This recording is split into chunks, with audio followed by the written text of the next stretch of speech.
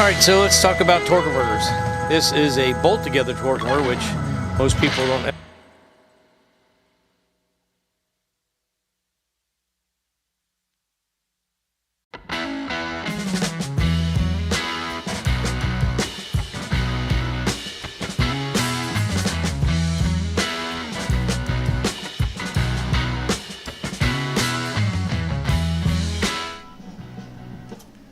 Hey guys, good evening, good evening. Let's make sure I'll get sound.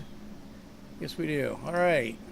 Sorry about being a little late there. Trying to get the show organized so we can see I no shave or haircut or anything, or hair combed or anything. My wife will be very upset about that. She likes me to be a little bit more well groomed in front of everybody. But anyway, hope everybody's had a good week so far. Let me cut this music off in case that's still playing. Okay. So little shop updates before we get into it. Don't have the cup car running yet. My wife's birthday was yesterday, so we spent a good part of the day together yesterday. And Saturday I got the Holly Terminator engine and transmission harnesses custom made and in Dave's Chevelle. That was a big, huge hurdle to get that car that far. So now we're ticking down on that thing lighting up and running. I started laying out the exhaust and other stuff like that, and some other stuff in the shop. But I did get a new air cleaner for the cup car, and I got that painted. And I don't know if I got a picture of that, but making progress on it. Hopefully, can get it running tomorrow, and see what else we can get going on here. But yeah, so keeps making forward progress on that. I think this is I think that's a picture of the engine bay. So anyway, so try to do two things at once. That's not always a good thing to do. But it's coming along. I got the wiring harness done for it. Got it in the car, in fact, just a couple minutes ago. That's why I was messing around trying to get things going here. Crap. I'm going to have to look through these pictures real quick. Oh, that was it.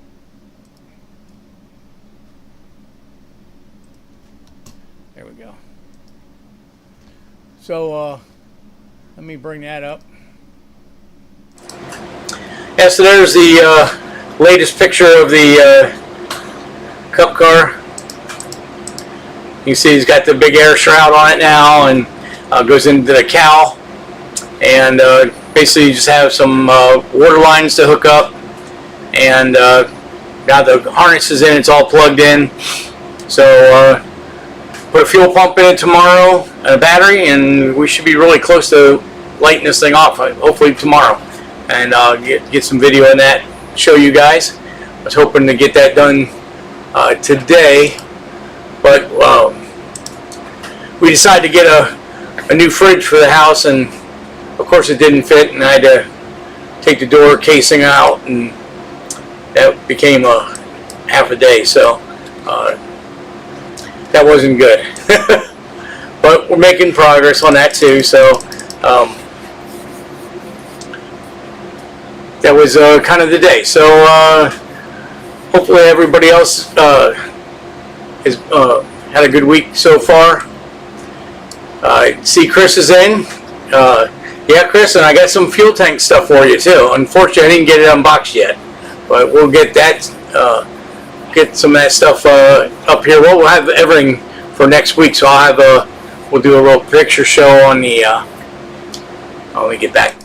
Sorry about that. Get back on the on his fuel cell. Get that. Get videos on that for next week, and I'll have video on the cup car running. If I can get it running tomorrow, it's a good possibility. I'm going to try to take it up and get a wheel alignment done on it Thursday up at DNR Auto. I got to go up there and do an alignment on a dunk for my buddies at Pros. So hopefully we can get all that stuff moving along and get this thing ready. I don't know if I said last week, but I did get Grand Champion passes for LS Fest, so it's on. So we'll run that thing on the autocross track up there and see what we got going on, and we'll go from there. But so tonight I wanted to talk about torque converters. I had to take a buddy's apart. Sorry about that. I gotta try to get my other screen going here. Crap. There we go. Had to take his apart. He's having a problem with his lockup in there, and I thought, hey, since I got this thing apart, and most people never really get to see what a torque converter is or does, it's, as my buddy says, it's kind of like black magic. So, I guess we'll, we got a couple more minutes. Maybe we'll try to BS for another 3 minutes to let a couple more people get on the show. But, so, with the racing torque converters, we mess with these things all the time. Check ball valves ordered. Great. Well, we're moving along in that thing. You get those things. I get the tank modified and stuff. I got to see what parts came in. I know the tank came in because I got a big box for Chris. But, so on drag cars, we can, with the advent of the take apart or bolt together torque converter, we can actually make stator changes and actually see how those things change. And I try to tell people all the time the best way to think of a torque converter is a clutch. Except for the clutch, you control the slip by when you let the pedal out and what the RPMs with your other foot and stuff like that. And of course, once it's engaged, if it's a standard style clutch, it's fully locked up. Now on drag racing multi-disc clutch, the clutch will actually lock up with centrifugal force and by overriding the pressure of the springs. And then you've got like top fuel funny cars and dragsters that have a reverse and drive, and they have a 6 or 7 disc clutch, and they're actually engaging the clutches going down track, and that's how they actually make the engine pull like it's got different gears in it, but it's actually just different amounts of disc engaging in the clutch. So I have a lot of guys that I tell them, hey, you need a stall converter in the car, and they're like, oh, I don't want it to be like a drag car or nothing like that. And it's changing the stall can make it free rev and stuff like that, but with the technology nowadays, we can usually hit them pretty close to where what it'll allow you to do is put it in gear when you have a lot of overlap in your camshaft and not a lot of vacuum, and it'll let the engine idle fairly smoothly because it's not trying to engage the transmission. So when it does that, then it starts pulling the engine down because you're holding the brakes and the transmission can't move, and it makes the car idle very poorly. So when you start getting LSAs under 112, or you got a lot of duration, where you can get a lot of you got a lot of overlap in the cam, you've got a dirty intake, especially at very low engine speeds. That's why on a race engine they have to idle a lot faster, because you got to get it above the point where you get all the dirty fuel and exhaust back in the intake, get that all out of there so that the engine has enough torque to keep the engine running when you apply load. So it's 7:10 now, so we'll go ahead and let's go ahead and start showing you what I was looking at. So found this picture. I thought it was pretty funny. Black magic, ooh. But torque converters aren't really that nasty. Hey, Bill, how you doing? Thanks for coming up to this thing last week. Oh, before we do this, I'll leave this picture up. But anybody that's in this area, any of the other guys that are usually on the show, John Roberts, Chris, Bill, anybody else that's in the area, I know Bill already said he's going to take off work to go, but next Tuesday, we have a commissioner meeting about the new motorsports track. So last night we went to a meeting, and it was actually Madeline Marconi put the show on. She's the racer's liaison to the county. She knows county politics, city politics. She knows the language that these people like to talk, and they listen to her. So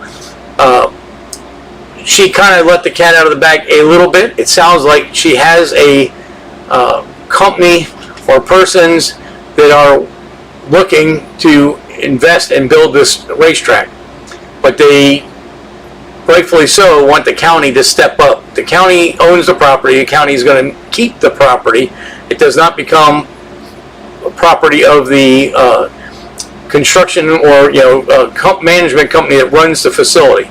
So, being it's county-owned land, they're asking for all the inspections to be done, water and sewer and electric be run to the property, and to demuck the property on the county's ticket. The county's gaining all the improvements of all this, and of course everybody in the Florida area, or anybody that's in the country that wants to come to South Florida and enjoy motorsports, whether it's drag racing, autocross, drifting, or road course, you're going to want to use that venue. We're all going to be spending money with the county, so the county's going to is winning no matter what happens. But the more that they can contribute, the better it's going to be. So Madeline, main thrust of the evening was to get as many people to that county council meeting, 301 South Olive. I think it's on the 6th floor, and that's Tuesday the 20th at 9:30 a.m. So you want to be there about 9 to try to find seating and stuff like that. It's important that we can get 100 or 200 people there. I mean, it'd be awesome. One of the last meetings they had, they took 3 different rooms and had to televise the meeting to all the other different halls because there were so many people there. That's what we need again. We need to show the county commissioners that we mean business, and they need to do the right thing. Hey Ryan, glad you're in. John, amen. So anyway, that's my little soapbox thing. If you're in South Florida Tuesday, try to be to the track. Yeah, $9 billion in revenue from track events. Actually, Madeline had put in her meeting that she had talked to Tim Frost, and I thought maybe Tim Frost was the developer, but actually I Googled him today, and he has a company that they figure out all the infrastructure, all the the business proposal, the ROI or RIO return on investment, so that a person that wants to build a facility or operate a facility can know what they can expect on making money. Go back to here. We don't need to be looking at those people. So anyway, so that's what Tim Frost portion of the event was. As she mentioned, if you, I don't remember. There's a podcast that he's on, playing with cars or talking about cars or something like that. And I listened to it today. It was really interesting. Sounds like he definitely 25 plus years in this industry and knows what he's doing. Has helped many racetracks figure out what kind of investments and what kind of money they're going to make. So all good things. I mean, it sounds like Madeline's definitely been putting in hundreds of hours into this deal, and we're all going to benefit if we can get this all to come through. So anyway, anybody in South Florida that can make it Tuesday the 20th, 9:30 a.m. County Commissioners meeting, please. We need everybody. Fans, racers, families, anybody. Business owners that are in the automotive field. Anybody that has a touch or a feel of the motorsports or their lack of in this county since PBIR closed up. We need everybody there. I'm done. So thank you for listening to me. So okay, back to the torque converter. So everybody, black magic, everybody's kind of voodoo stuff goes on in a torque converter, and we're going to try to open that up and show you what's really going on. So this is your common torque converter we've seen since the 50s. This one actually looks like a C6 because it doesn't, the way it engages in the pump. But this shaft, you've got 3 to 6 lugs in the front. They attach to the flywheel or flex plate. So this whole assembly rotates with the engine RPM. This shaft engages into your oil pump. That's what pressurizes the transmission. The transmission is a hydraulic pump with different circuits in it. So you need hydraulic pressure from the oil pump. And then if you look down inside, there's splines in there, and one is to the input shaft and the other one is to the stator tube. This is actually like the second or third variation, but Neil Chance torque converters were the originators of the bolt together torque converter. And basically what they did was they cut a torque converter apart and then welded flanges to the front side and the back side so that it could be disassembled. And then you could go in easily and change the components. Before that, on this style of torque converter, you actually have to put it in a lathe, and where this weld is right here on the side, it's kind of hard to see, but they actually cut the converter apart. Thanks, John. I appreciate that. Anybody that can go. So anyway, they cut the converter apart. So obviously you don't want to be taking it apart and cutting it apart, because every time you cut it apart, you're losing a little bit of material. So the advent of the bolt together was a great thing. Now we can change the stator tubes. The first time I talked to Marty from Neil Chance about a torque converter, that was back in 2006 when we were putting together our Pro Mod operation. He was telling me that theoretically at this point you could buy a couple stators and then you could adjust the clutch and the engagement just like you could with a lockup style clutch that you would run in a Pro Mod.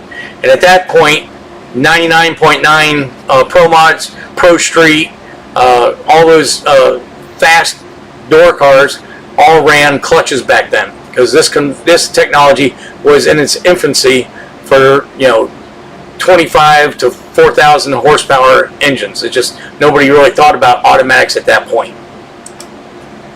And this is a newer version of Marty's, and this is actually a lockup version, and you can tell by how square the engine side of the housing is. It's square because there's a clutch back down here. But this is a fully aluminum torque converter, and then it's got a steel input shaft that's bolted. It's a bad angle, but you can see a cutaway. So this is for a turbo 350, turbo 400 style pump. And now they're actually making these out of titanium now to even make them lighter. So technology has gone leaps and bounds. And obviously, if you watch drag racing, you see how fast the Pro Mods are running. No Prep Kings, all them. From when we ran a clutch Pro Mod to when the automatics started coming around with good technology, a couple years after I quit racing, they picked up 2 or 3 tenths almost immediately. So a car that was running, 6 O's, 16s, immediately went into 790s, 590s, 580s. So it was a huge step in engine management, torque management. So what's in a torque converter? So you have the converter pump assembly, and this would be, you would actually see that as the outside of the torque converter. You've got a turbine assembly, that is in the front portion of the torque converter. It has the pads that mount to the torque plate. But this piece, the turbine assembly, actually spins inside that housing. And that's what your input shaft, there's a spline in here, and that's what the input shaft connects to. And then you have a stator. And the stator actually has splines here, and that's what connects to the stator tube. And the stator tube is the piece that sticks out of your pump. So when you ever put a torque converter in and you got to hear the 3 clicks, that's because one is the front pump has to engage to the turbine. the stator has to engage to the stator tube, and then the torque converter pump assembly has to connect and engage with the front pump. If you don't get all those components engaged properly, typically what happens is the converter pump assembly pushes in on the front pump and it breaks the gear in the front pump. So you definitely want to make sure you have that fully engaged, and you want to check your end plate. When you have a torque converter fully engaged, 3-click mafia. So John says, I'm impressed with the 2-speed turbo 400 power they can hold. Yeah, the 2 speeds were a big thing. Now a lot of people are running 3 speeds, but they're running like a 158 first gear and like a 125 second gear. So, but yeah, the 2 speeds and the 3 speeds are super stout now. I mean, 3,500, 4,000 horsepower, no problem. They've made big, huge components for all that. But I don't have a good slide, but whenever you're putting a torque converter in, and it doesn't matter whether it's your wife's SUV, your Camaro hot rod, your rat rod, or your drag car, or drift car, or autocross car, road course, whatever you're running an automatic in, you always want to check the gap between the pads of the torque converter to the flex plate. 99.9% call for between 1/8 and 3/16 gap. So that means the pump is fully engaged, the converter is fully engaged into the pump, it's as back as far as it'll go. You bolt the transmission to the engine, and then you can spin the converter because it's not attached to the flex plate. At that point, you take a drill bit, I use an 1/8 inch, and I see if I can fit the 1/8 inch drill bit between the pad and the flex plate. If you can, perfect. Then I'll keep going up, and then the last one is 3/16. If the 3/16 doesn't fit, you can bolt the unit together. If the 3/16 fits, then you have to get matching thickness shims for each pad, and then you got to keep doing the drill bit method until you find something between that 1/8 inch to 3/16 gap, and then you can bolt it together. Now, a lot of these racing converters, because most of these cars have mid plates, now they've gotten smart over the years. Now they have shims that actually bolt to the feet, so it's a whole lot easier than messing with washers and stuff like that. But that's just a crucial thing you want to do. You want to check. This is a picture of an OE style lockup converter. So you have your front cover, which has got your pads that bolt to the what they call flywheel here, but flex plate. And you've got this clutch assembly here that goes on the front, and that clutch assembly grabs this turbine. You can see there's a large spline here, and on the other side of this there's a big spline there, male spline. Again, this is where your input shaft goes to. There's your stator, and you've got, if it's a standard sprag, you'll have a one-way roller sprag in there, so it can only turn in one direction. If it's spragless, then that is a one-to-one drive to the stator tube. And then you've got the back half of your converter shell that goes to your front pump. And again, this is the slotted, so that's for a GM style unit. And so this whole assembly together is what spins the front pump to create hydraulic pressure. So kind of where the mystery comes is how it works. So let me open this up a little bit. So here they show this front pump coming, input shaft coming through, and that grabs the front turbine. They don't show the stator tube that actually grabs the stator. But what happens is, as this starts turning, you gotta remember the stator is locked to the stator tube on the front pump of your transmission. That does not move. That's a fixed tube to the front pump of the transmission. So the stator is fixed. Unless it's a sprag, then it can roll backwards but not forwards. So what happens as we start turning, the turbine and the engine side, the impeller, all these blades are angled, and so is the stator. It has angled blades in there. So as it starts turning, it becomes a pump, and the fluid starts rotating. So it goes through the outside veins, in through the half shell, through the stator, back into the front piece, and just keeps making a loop. So some people call this like a viscous coupler. It's a hydraulic coupler. It actually, as it turns, and with the angle of the blades and the angle of the stator and the number of teeth in the stator or fins, creates where it starts engaging and where the car drives off.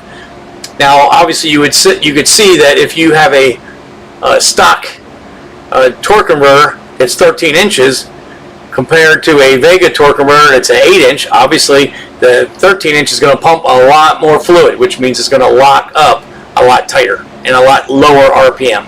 Whereas the Vega converter, it's what we all used to use when we were kids. You get a Vega converter and have it altered to fit in your Turbo 350, then it would take a lot higher RPM before this viscous coupler would start coupling and make the car drive. John says, I can put my glasses on, sorry. Bubba Rafferty, perfect converter company.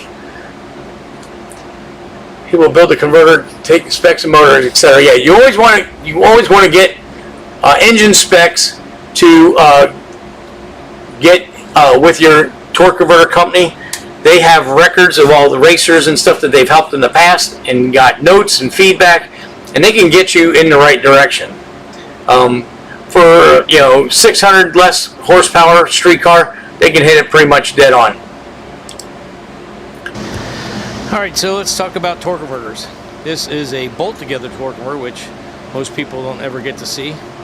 They have bolts that go all the way around them, and then they usually have either dowel pins or roll pins, so you got to knock those out. This one actually has dowels in the front cover, and it has threaded holes to lift up the rear plate. So I'll go ahead and do that, and then show you the insides. Okay, I forgot that was a talking video that I made. But anyway, so this is a 9.5 inch small block racing torque converter taken apart. Now you can see the importance for racing that you can take them apart, because now you can go inside, you can make modifications, you can maintenance, get the fluids out, check your Torrington bearings, make sure they're all working fine. So there's a lot of advantages of having a bolt together. And as we saw in the picture before, your fluid would enter here and wrap around the underside of this half moon and come out.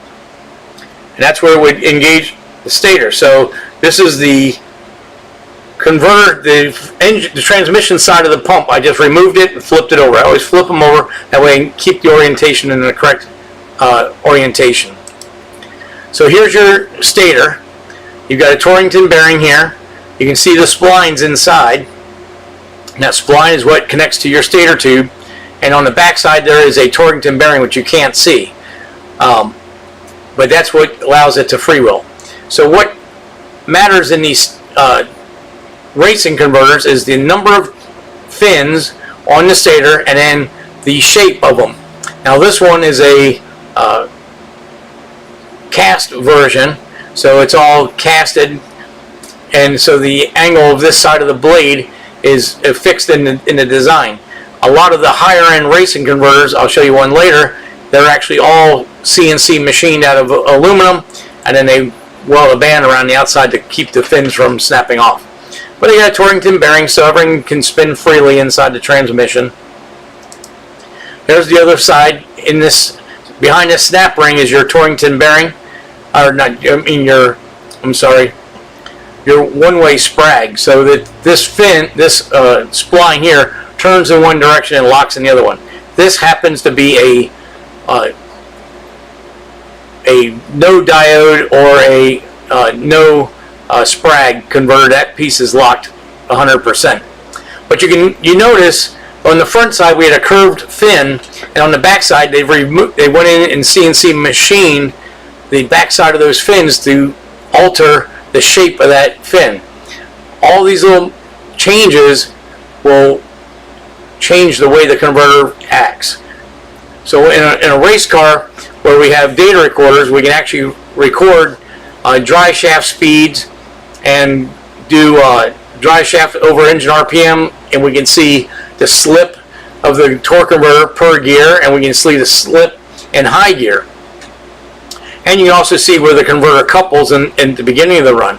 And those are all important things because you can modify those and make the converter do what you want to make the car operate the way you want. This is the front cover. It's a really dark picture, sorry about that. On this one, it's all billet aluminum. There's a bearing here, and then the front turbine sits down inside this.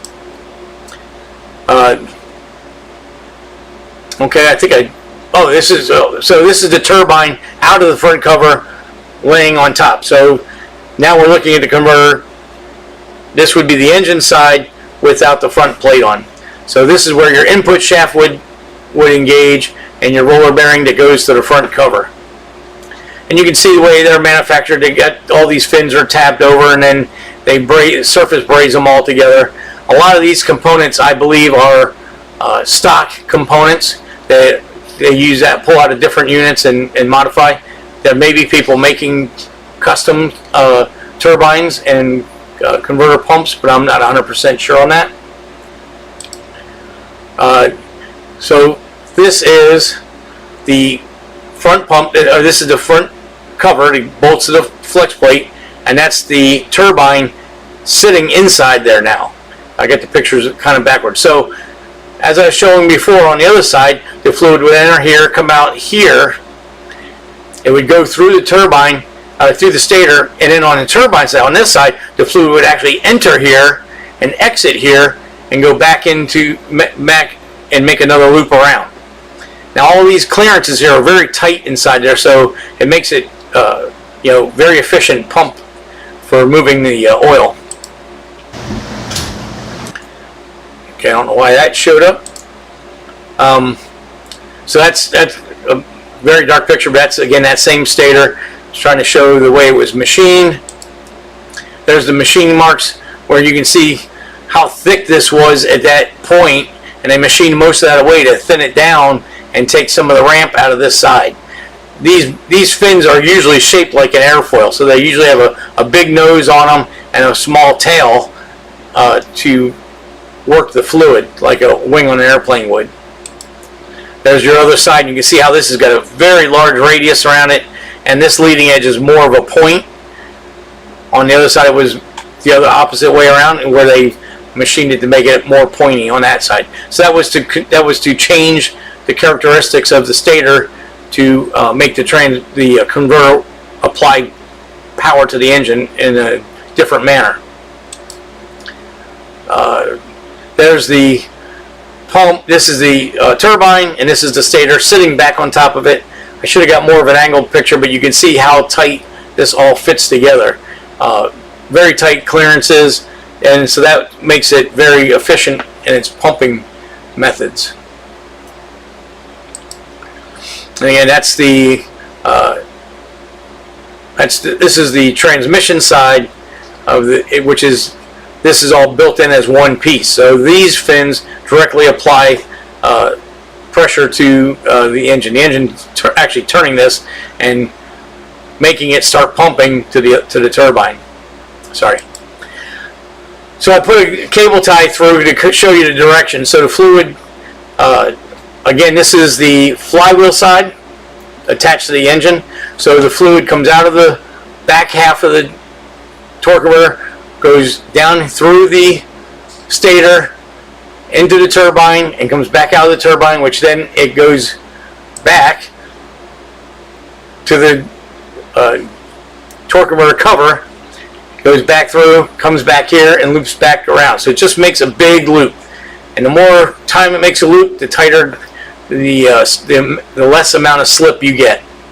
So that's the whole black magic. Now the one thing that I guess kind of is black magic is figuring out what components you need to do what you need to do. That's when it's just easier to talk to a torque converter builder. There's hundreds of them out there, and they'll set you up with the right components. If you have data recording in your car and you're monitoring drive shaft and engine speed, then once you get those information, you can look at it on your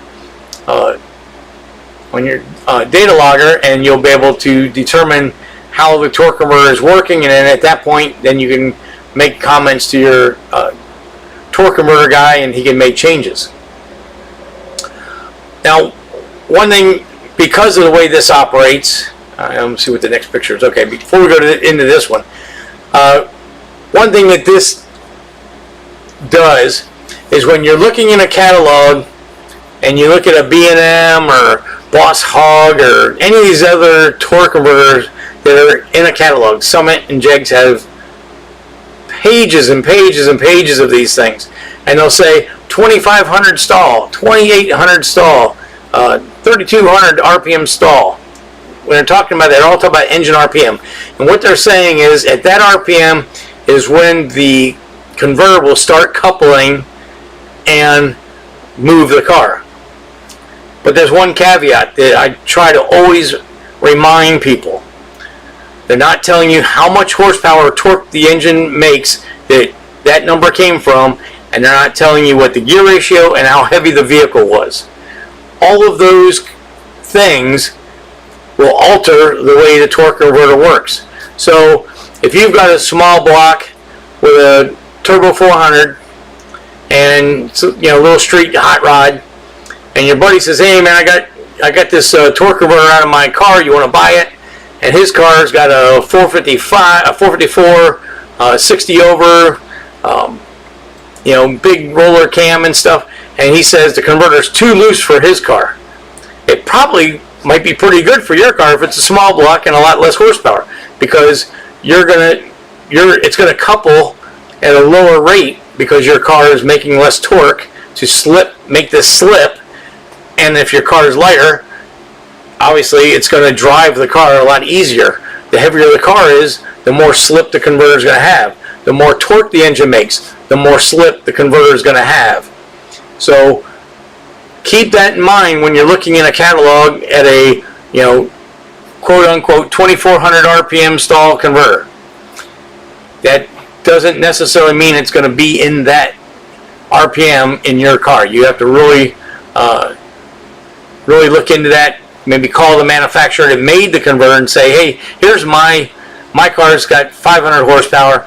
It's got a 410 gear, 26-inch tire, and it weighs 3,200 pounds." And they may say, "That will be perfect for you." Or they may say, "No, you shouldn't get that one. You need to get a different one." So, just always think about these things before you just pull the plug and buy a torque converter off the internet or out of the catalog and think it's going to be spot on, and then you get it and it's not working right, and you're like, "Oh, this converter's junk." No, it's just they gave you bad information, and it's not a match for your application. Now, whenever you're purchasing, especially it's tougher in flea markets, but whenever you see a torque converter for sale online, you can ask to get the numbers. All these torque converters from any reputable converter company, they will have part number stamped in them, and you can call that manufacturer and they'll be able to take the part number and the serial number, and as in PTC, Pro Torque, Neil Chance, any of those companies, you can actually give them that information. They'll tell you who originally ordered it, what it was originally set up for, when the last time they saw it, if there was any modifications made the last time they had it. They can give you all that information, and then you could know if it's going to be something that would work for you. A lot of people, especially the welded together converters, people will buy and sell them all the time because it's cheaper to order another converter than it is to cut that one apart and have a stator change made. And the other thing is, especially on the welded torque converters, there's only a certain range of stators that can fit in that unit. So, you may have a stator that's already as loose or as tight as it can be made. So if you call the manufacturer, they can give you that information, and then whether it will work for you. If they tell you, oh, the stator's in the middle of the range of that converter, then you got a pretty good shot, if he thinks it'll work, that you could fine tune it later on to make it work for your application. So these are just things to keep in mind when you're looking at torque converters and stuff like that. But again, like I was talking about earlier in the show, almost any performance car can gain drivability with a higher stall converter. It allows the engine to get up in the torque the torque range of the engine, the torque RPM range of the engine, and it will assist when you have a low manifold vacuum engine because it's got a lot of overlap in the camshaft, or it has a really tight LSA. LSA numbers in the 106 to 110, 112.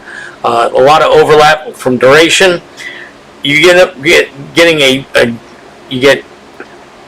resonance in the intake manifold, and it's actually some exhaust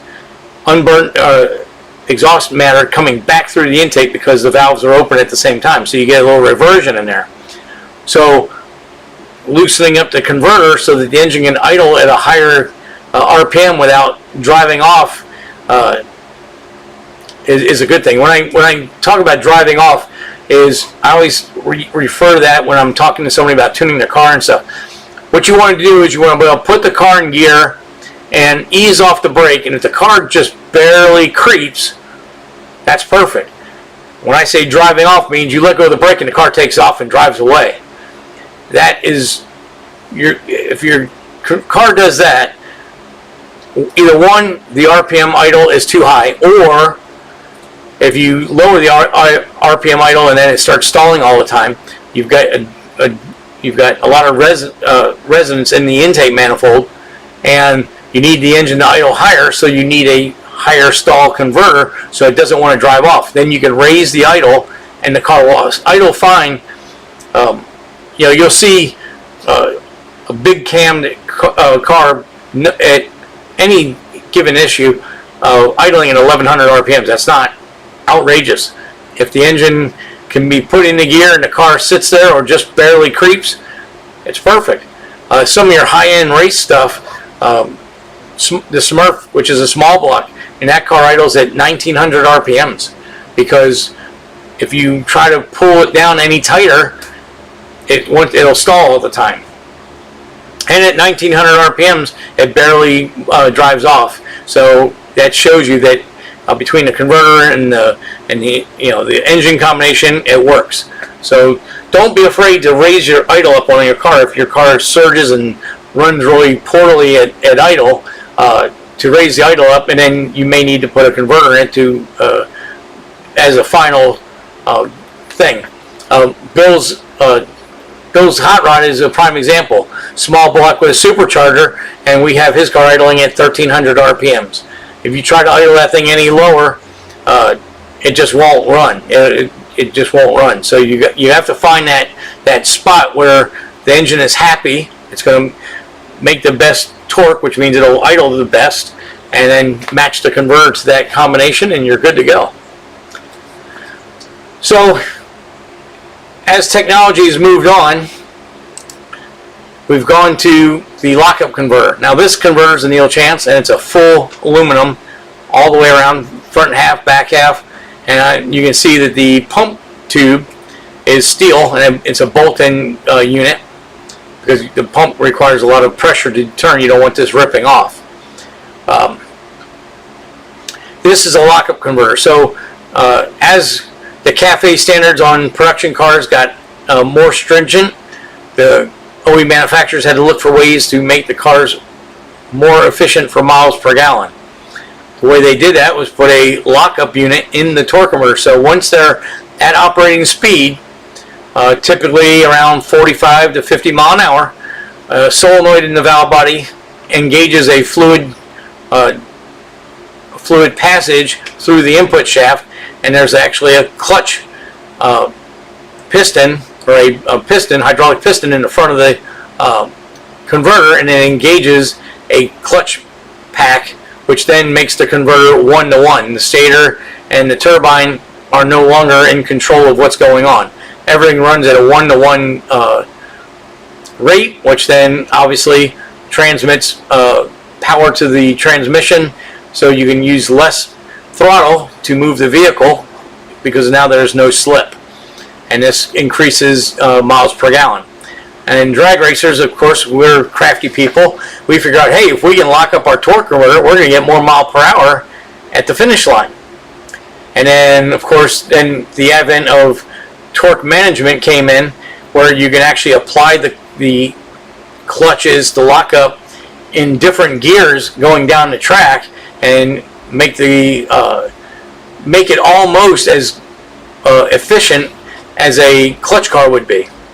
And that's why you've seen all the pro mods gaining in speed over the last 10 years. Is because as they learned how to manipulate the stator, well, let me step back. At first, when they first came out with these converters, they had to manipulate the stator and make it so loose to make it work off the starting line that you had 15-20% slip going down the track. You would shift the car, and there would be no engine drop on the shift. The RPM would just sound like 1 RPM all the way down the track, and the converter is just slipping all the way down, creating tons of heat, and nothing good came of it. So then they had to start working with different stators, and then it was kind of a issue that you would get close to what you needed, but you'd still have too much slip at the back. And then they started using the clutches, the lockup, and then the lockup fixed all that. Now you can get a little bit more looser stators on the starting line and your coupling in first gear, so you can work on your torque management, which is what you need to do, especially like no prep kings and any kind of place you're racing, back half drag strip where there's no rubber. You need to apply the torque of the engine in a manner that you don't beat the tires up and spin.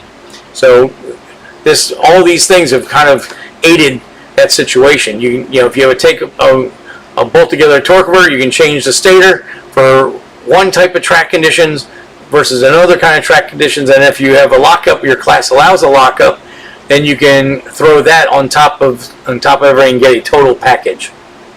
So again, this converter is basically the same. This is the front pump side, the side that connects to the engine.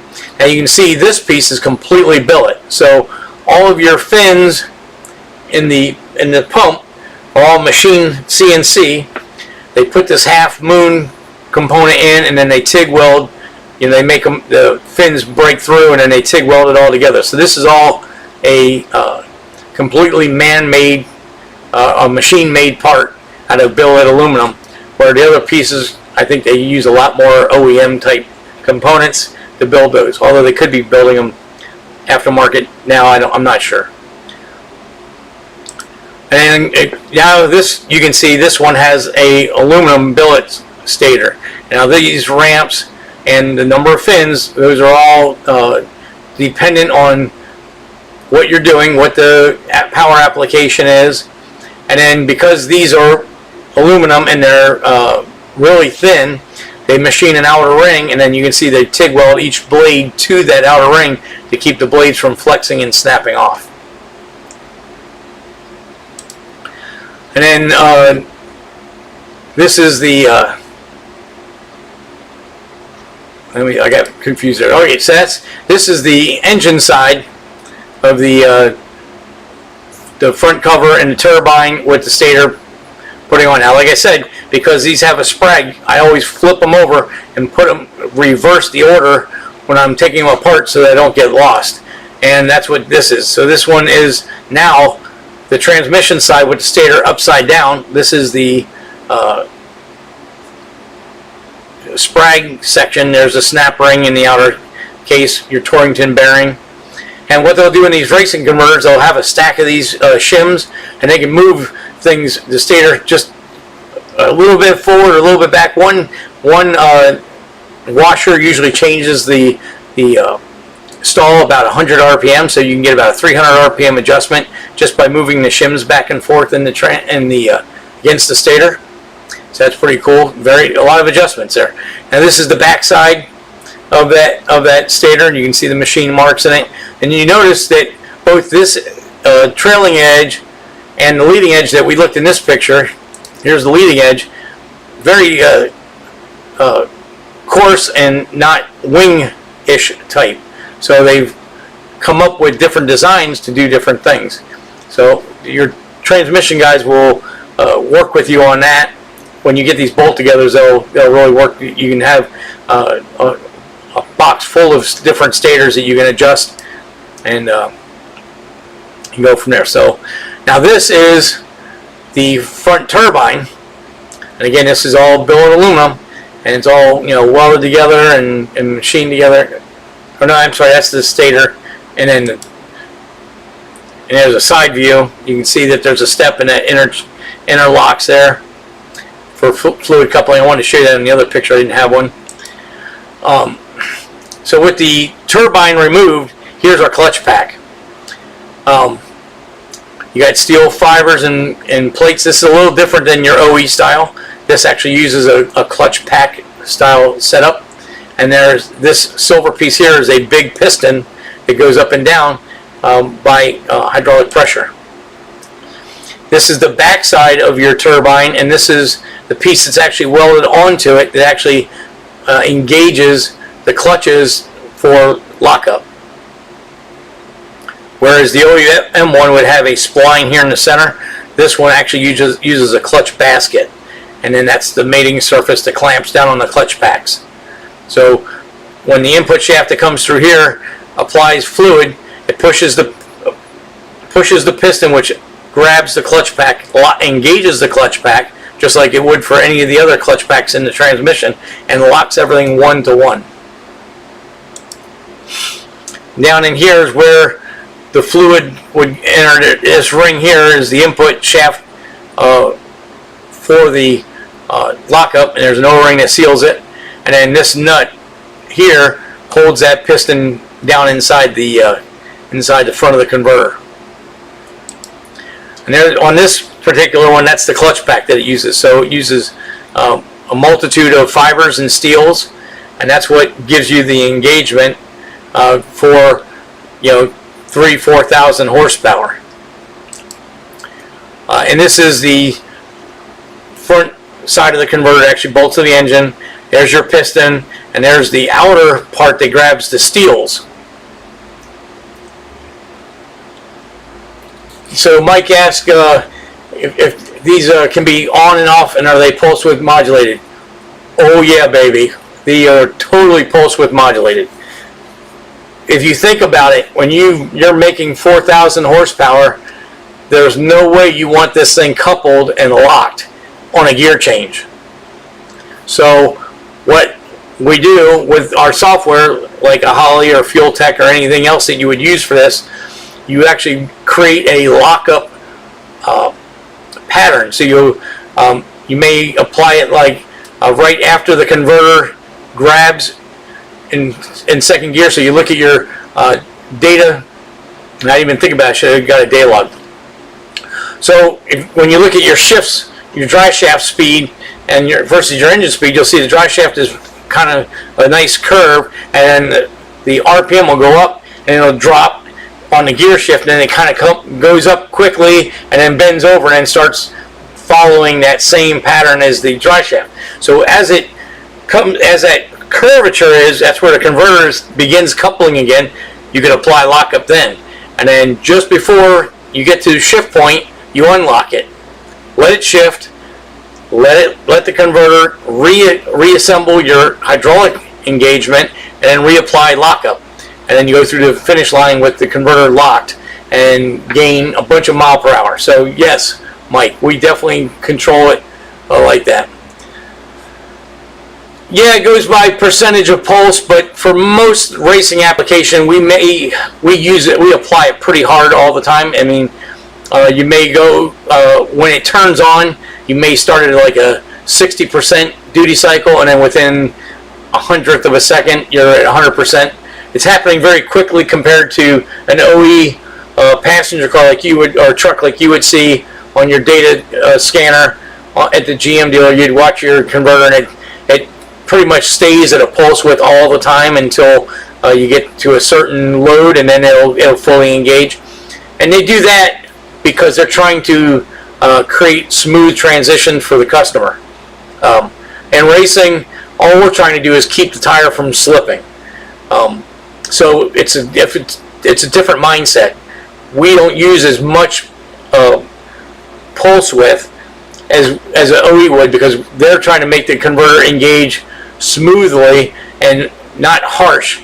And at a lower RPM, they probably assume that it doesn't take as much engagement to let the converter work well.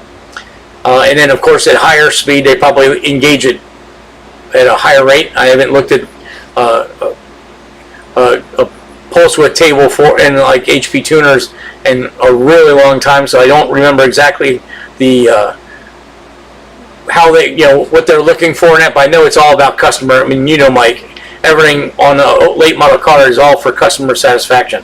Fly-by-wire throttle is so that people can't be jerks with the gas pedal.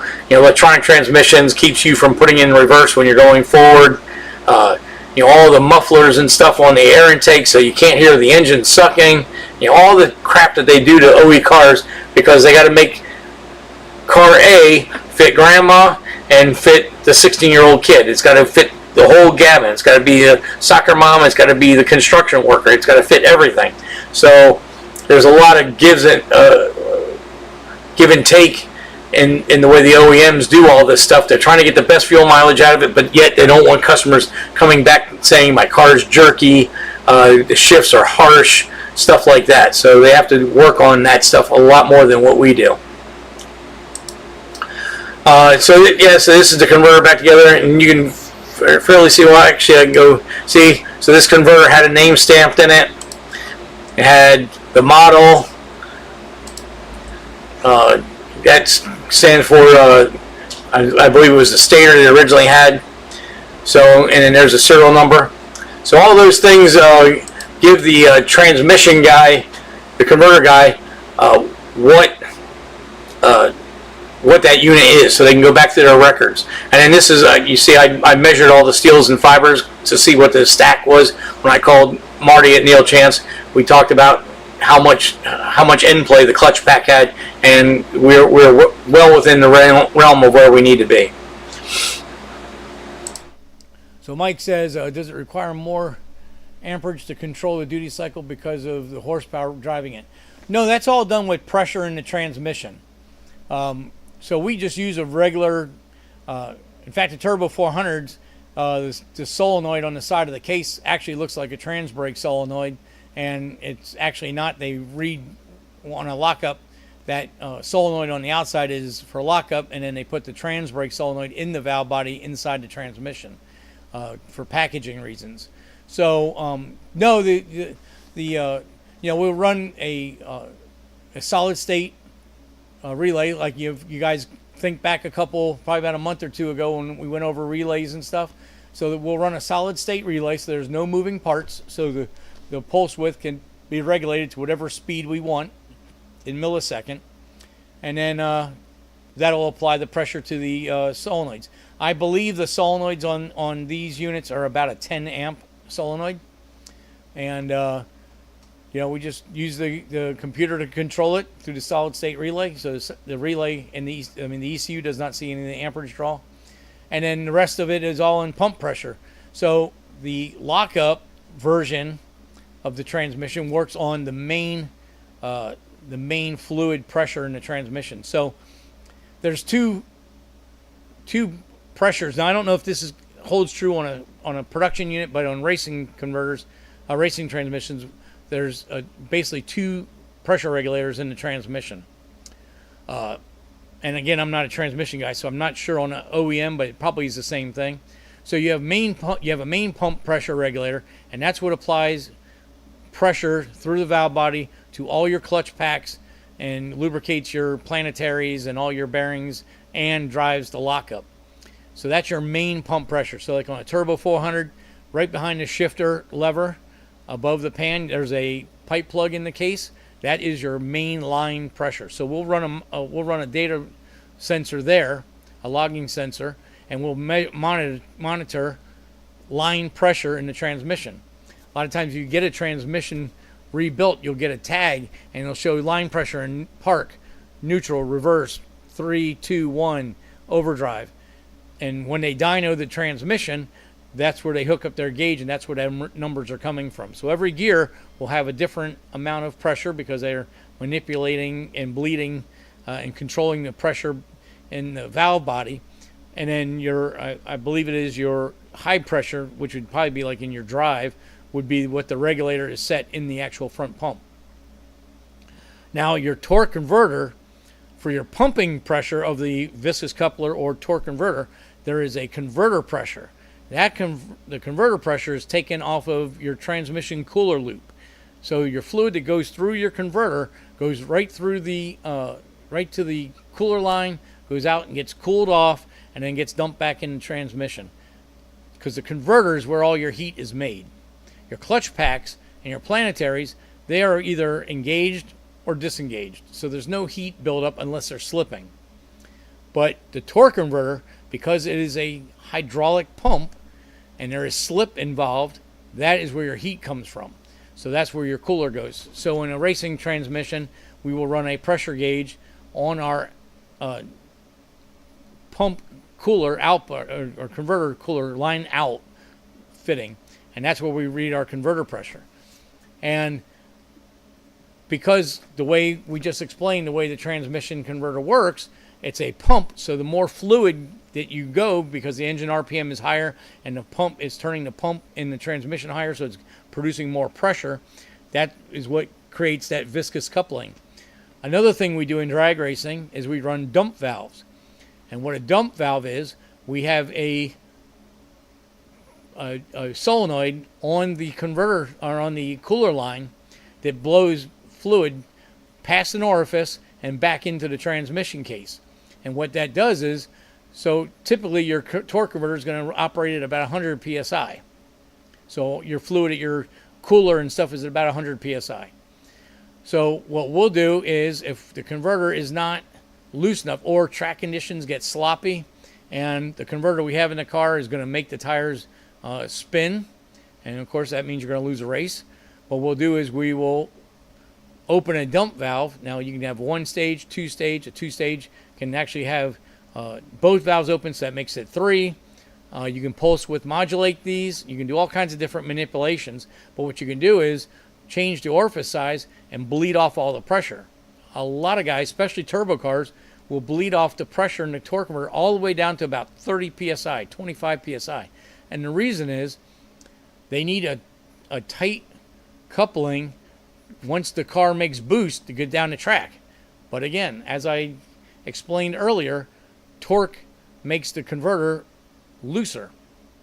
So if you have a turbo car and you're not making boost, you aren't making a high torque number. So you stage your car, you put the trans brake on, then you rev the engine up to 3,500 RPMs, it's 0 boost.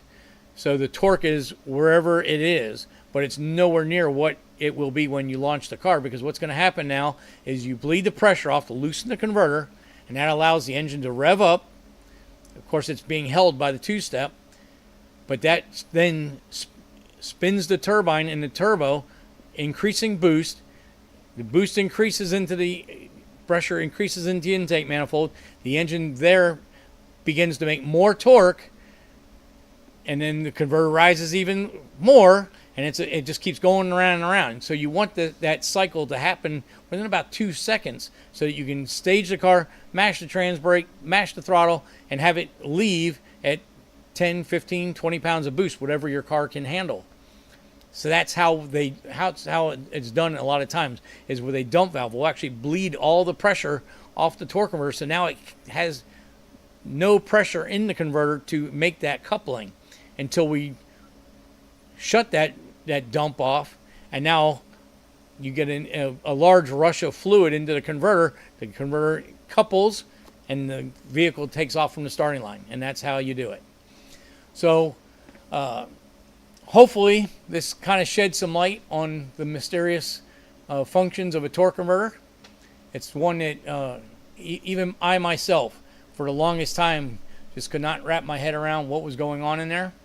But as we mess around more and more with these bolt togethers, and you start changing a 17 blade at 38%, 38 degree angle to a 16 at 40 degree angle, or go to an 18 at a 22 degree angle, and you see how that changes the way the car operates down the track. You start realizing this, the pump, the viscous coupling, how that fluid coupling works, and how that the angles of the attack on the stator as the fluid is circling through the turbine and the back cover of the pump, the back pump of the torque converter.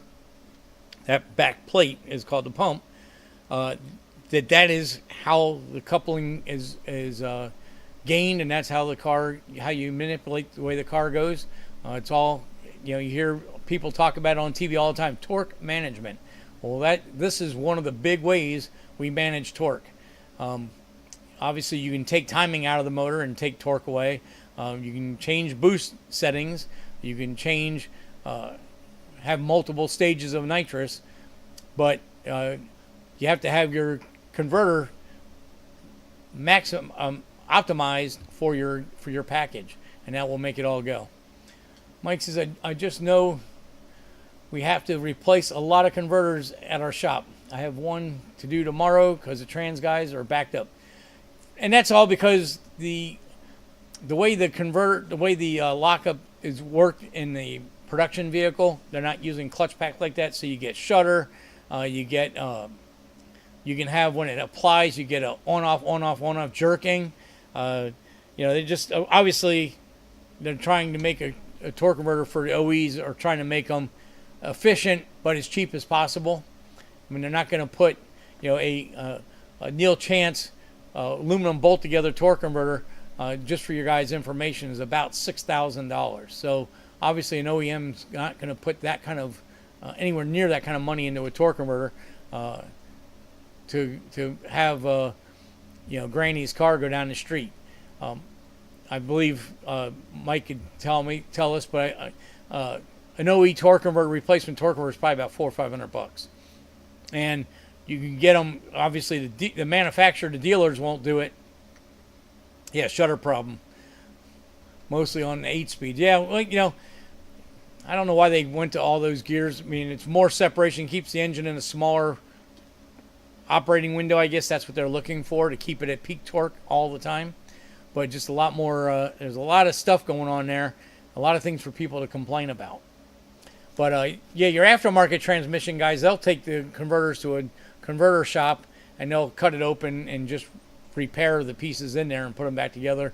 Probably $150, $200, and you're down the road. And a lot of times you have people like Sonex, who's a big transmission aftermarket supplier and OE supplier. They'll see a certain vehicle that has an issue, and they will create parts to fix that, so that a lot of times the aftermarket has a better shot at keeping a unit happy than the OE, because the OE can only put in what, unless they have enough complaints that they come out with a TSB and come up with a new part number. All Mike can do is put another converter of the same exact piece that was in it before. Hopefully this one works longer than the last one, or it gets it through warranty before it becomes a problem again. That's the life of dealerships and OE manufacturers. But so that was my big thing tonight. I just happened to have taken one apart in the beginning of the week and said, hey, that would be a good idea. Mike says a 10-speed is ridiculous. It's like the Fast and Furious transmission. It's always shifting. Yeah, and I just wonder how that's going to be in the long term on the clutch packs, because now, an old 3-speed or even like a 4L80 or something like that, the clutch is basically engaged and stayed engaged for a while, and then went to the next gear and engaged another clutch pack. Or these things are in, out, in, out, in, out. I remember the first time I rode in a 6-speed Tahoe, and we were towing a little trailer, and man, every overpass, every grade, that thing was upshift, downshift. If you're on the cruise control and the overpass grade was steep enough, you would actually downshift 2 or 3 gears and then back up shift. I mean, it was cringing just to even sit in the vehicle while that transmission was doing it. In fact, I told my buddy, take it off cruise control. You're going to burn your transmission up. Yeah, John says he's been really impressed with Sonic's parts. Yes, there's a lot of the components that are in these $4,000 transmissions are coming from Sonex. And obviously, some of your high-end manufacturers are building their own pieces. But Sonex has a lot of good replacement pieces. I mean, you can buy a bunch of components from them, especially the sun shell. And you can make a 700R4 live pretty decently, which is incredible, because years ago, if you had more than 300 horsepower, the thing would spit its guts out. But I still think if you're over 450 horsepower, you're far better going to a 4L80. However, your 65Es and your 70Es, which are still basically original version of a 700R4, but they're fully electronic, they will definitely do a much better job, and that's because you've got duty cycle, transmission, pressure regulators in there, and you've got regulators controlling solenoids controlling shifts and everything else, so they can control a lot more what's going on in the transmission with the computer involved. So definitely has made it considerably better. But in the same token, if you put the torque management on a 6L80 or 6L90 and you put the wrong torque management numbers in there, you can fry that thing in one test drive. I have some friends that can tell you all too much about that. It took them a while till they got the right numbers and stuff in those things.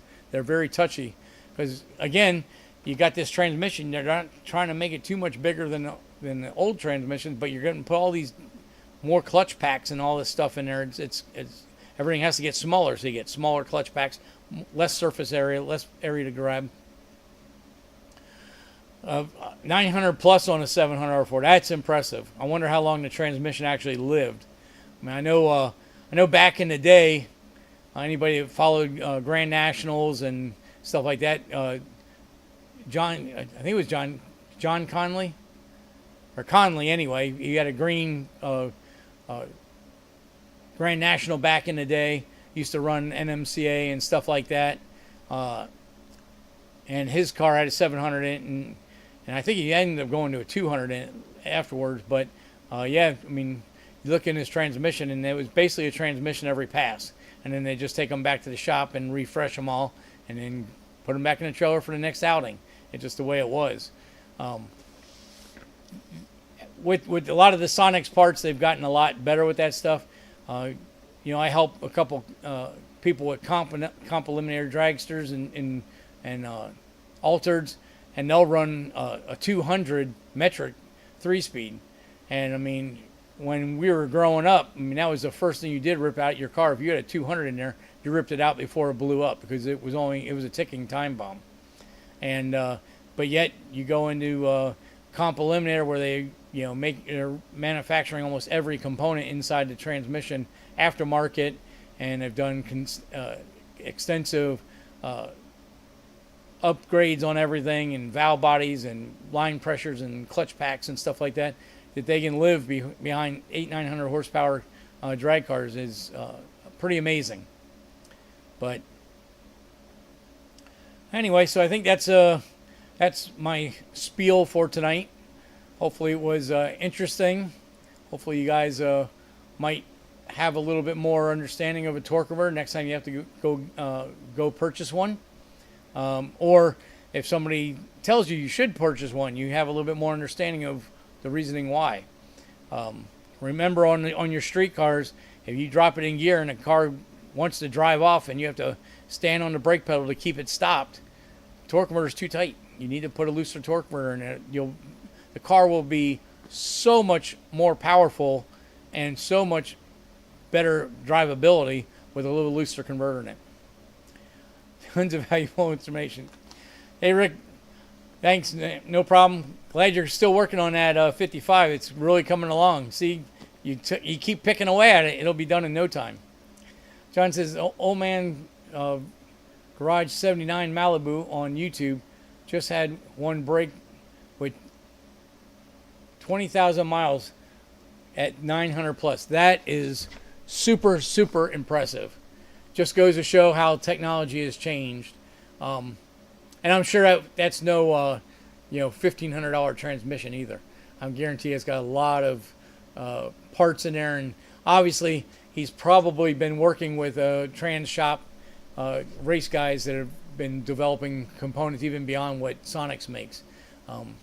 So good for him. I'm glad to see that they're actually able to get that transmission working properly, and those things are so temperamental with the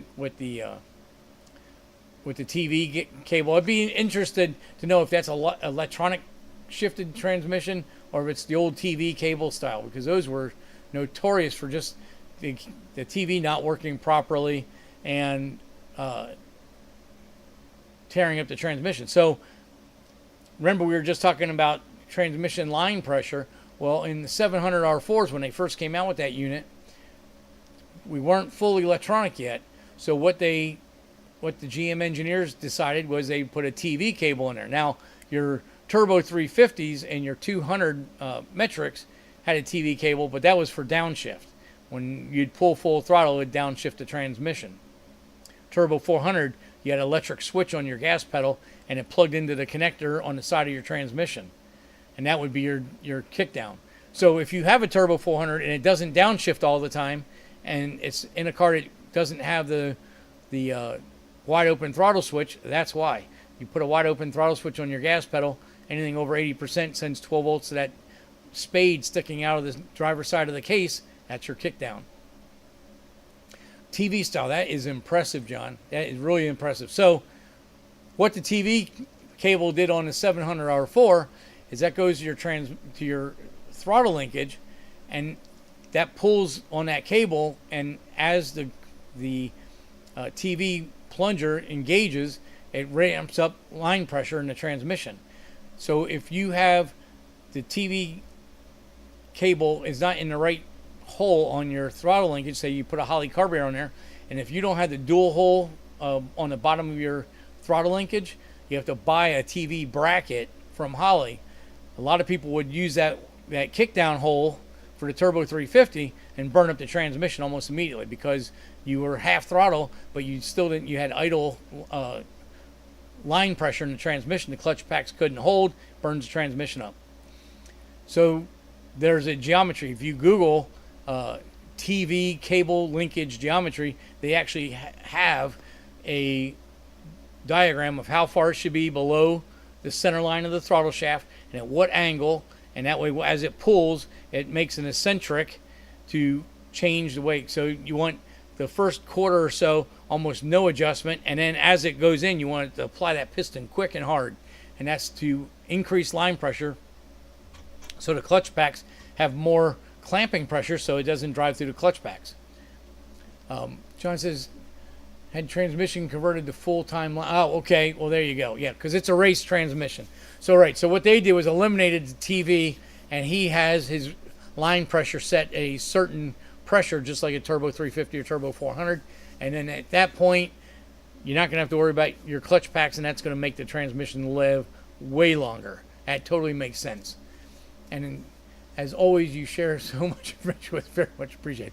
No problem, John. I appreciate you guys coming on, spending your Tuesday night listening to me babble on about some nonsense, maybe some good information. But yeah, that's impressive. No matter what, it's still impressive for a 700 that the components can last that pressure. But you wouldn't want to drive that on the. Let me rephrase that. You can drive that on the street, no problem, but you have to be tolerant of the way the mannerisms of the transmission being. It's got full line pressure all the time.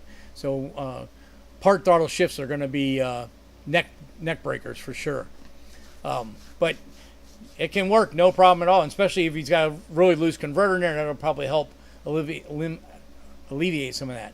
Mike says standalone modules for 4L60, 4L80 are pretty affordable now. Oh yeah, MSD Atomic, that controller is like $600. You got US Shift, which is a really good controller. Holley makes TV cables, TV switches now. for most of your Holley 4150s and 4160s, which you can use as a data logging for throttle TPS settings for data logging, or you can use it for your transmission controller. There are some other companies that make cable mounted ones where you mount it on the fender and it's got a cable that goes to the linkage. You can adjust it that way. Cars a daily. Wow, he's very very giving or very understanding of how the car drives because of that. That's very cool though. I'll have to check that out. But yeah, so that's and of course if you're doing an EFI motor at all, you got Terminator with Terminator X Max, which has trans control on it. Now they have the Sniper with a standalone module that will do trans control. We do now have an interface for a 6L80 and 6L90. They're working on the 8 speeds, not at this point. So I mean, you can do a standalone in pretty much anything nowadays, and also the Terminator X Max and the Holley MSD Atomic will work on a lot of the Ford units as well as the US shift. And the settings are really easy. You got a pulse width table for your regular line pressure. You got a pulse width modulator for your clutch engagement, and then you've got an RPM map versus TPS for your shift points. So you can set your shift points at whatever speed you want to. So it works really well. Bill says, a little side note, I talked to Paul Smith, and he's going to join us Tuesday night on the meeting and make some phone calls to get more people. Man, that is awesome, Bill. Thank you so much. Yeah, all the people we can get, especially guys like Paul Smith, who, I mean, those guys are big time, top fuel racers. Them not having a track here, that hurts them. So, and Paul Smith has had many records at PBI over the years and stuff. So those are all things. Boy, it's a shame couldn't get Don Garlett's the head down here. I don't know anybody that's that friendly with him. Of course, he's in Ocala, so it's not going to be an easy trip for him. But boy, anybody we can get to that meeting on Tuesday night. Again, Tuesday night, 301 South Olive, West Palm Beach, 6th floor, Palm Beach County Commission's meeting, where we're going to discuss the future of Palm Beach motorsports. We just need to fill that place so they can see that we're all voting people. I think 6 of the 12 commissioners are up for re-election in November. So, they need to get. No problem, Bill. I was done with that with the transmission stuff anyway. We're kind of just wrapping up here. So actually, it's almost 8:30. So yeah, we need to head out. Wife's home. She's waiting for me to come in for dinner. So thanks again, guys. Again, just reiterate. Hit that like button. It helps with the algorithms. If you haven't subscribed, please subscribe. When I look at analytics, we have about the Tuesday Night Lives. It's about a 50-50. On my regular channel, it's about 80% unsubscribed and 20% subscribed members. So let's try to get the subscriptions up. It's free. It doesn't hurt or do anything. All you have to do is create a YouTube account. So when you log on, and actually it's really cool if you do create a YouTube account and you subscribe to my channel or other channels. What will end up happening is every time you go back, they're going to tell you, hey, here's another channel that's got a lot of the same content, or here's the channels that you're already watching and they've got new content. It's kind of just like gives you more information on what you're already looking for. So it's free, there's no cost, and it works out really good. Oh, thank you, John. Yes, I'll tell her that you guys said that. Yeah, she had a good vacation, a good birthday. And we're going out to dinner tomorrow night with our friends. Thank you, Chris. Thumbs up. We'll get that gas tank going, a fuel cell going here. We'll have that for next week. We'll show what we're created for that thing. And I should have the Cup car running. We'll have a running video. And this weekend I'm going to drop the engine build video for that car.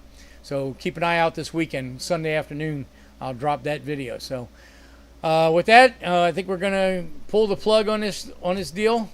thank you again, everybody, for coming out, signing in, watching, listening, putting stuff in the comments. It's all great. I love it. It's just a big bench racing thing here. It's like we're all hanging out at the track, BS, and I love it. Thank you guys for coming on, and see everybody next Tuesday. You'll have a great week, and get out there and work on your hot rods, huh? Let's go.